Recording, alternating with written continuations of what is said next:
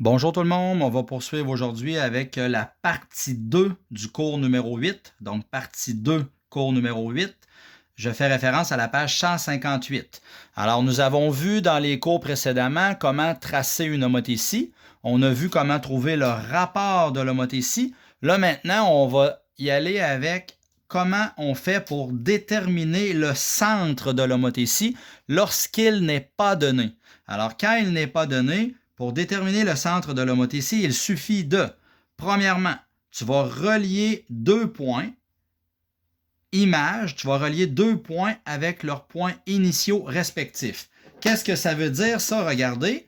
Alors, je prends par exemple le point A et le point A'. Okay? Donc, je prends le point A et le point A'. Donc, le sommet de A et le point A'. Ça, c'est le point A et A'. Donc, je le relie et je trace un rayon lumineux. Donc, je les relie ensemble. C'est mon premier point. Et là, je te dis relier deux points images avec leurs points initiaux respectifs. Là, j'ai relié A' à A. Je vais en prendre un autre au hasard. Supposons que je prends le point E et E'. Alors, j'aurais pu en prendre n'importe quel autre des 5. Là, je vais prendre le point E et le point A'.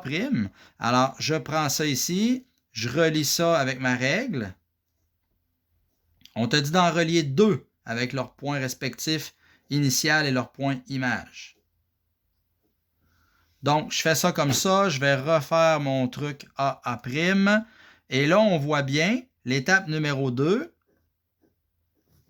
Donc, je vais poursuivre. Je m'excuse, je ne les avais pas faites assez longues. Et là, on voit bien, regardez l'étape numéro 2 que j'ai écrite ici. Alors là, j'ai fait l'étape numéro 1, relier les deux points images avec leurs points initial respectifs. Donc, j'ai relié A et A', E et E', et j'ai prolongé.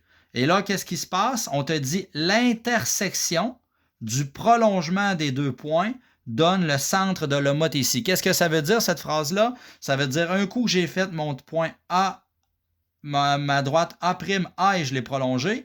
E', E et je l'ai prolongé, on voit que l'intersection, c'est-à-dire l'endroit où elles se croisent précisément, bien ça se trouve être mon centre O.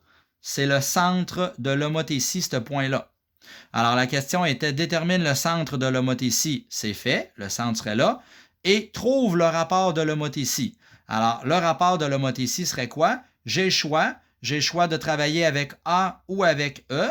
Alors, moi, je vais travailler avec A. Le rapport de l'homothétie serait la figure image, c'est-à-dire la mesure de OA' divisée par la mesure de OA. Donc, je mesure avec ma règle OA'. Donc, OA' avec ma règle, moi, ça me donne une mesure de exactement 11. Donc, j'aurais 11 qui est la mesure de OA'. Ça se peut que toi, ça te donne quelque chose qui est légèrement différent. Et après ça, je mesure OA, qui est la mesure du segment OA. Donc, je mesure ça et ça me donne 5,5 dans mon cas. Alors, 5,5 cm. Alors, on pitonne 11 divisé par 5,5. Tu vas t'apercevoir que ça donne un agrandissement de 2. Donc, le rapport de l'homothétie serait 2. Ça veut dire que cette figure-là, elle est 2 fois plus grande que ma figure initiale. Maintenant, un petit résumé de ce qu'on a vu aller jusqu'à maintenant quand on parle du rapport de l'homothétie. Alors, lorsqu'on a un rapport d'homothétie entre 0 et 1, c'est-à-dire des fractions, exemple une demi, un tiers, 2/5, etc. Si je fais 1 divisé par 2, 1 divisé par 3, 2 divisé par 5, c'est tous des chiffres qui sont compris entre 0 et 1. Alors, dans une telle situation, on a une réduction de la figure initiale. Quand le rapport est égal à 1, c'est comme quand je fais une photocopie à l'école là, avec une photocopieuse, j'aurai une reproduction identique de la figure initiale. Et quand le rapport est supérieur à 1, par exemple 2, 3, 5, etc., alors on va avoir un agrandissement de la figure initiale. Alors, ça va être tout pour le centre de l'homothétie.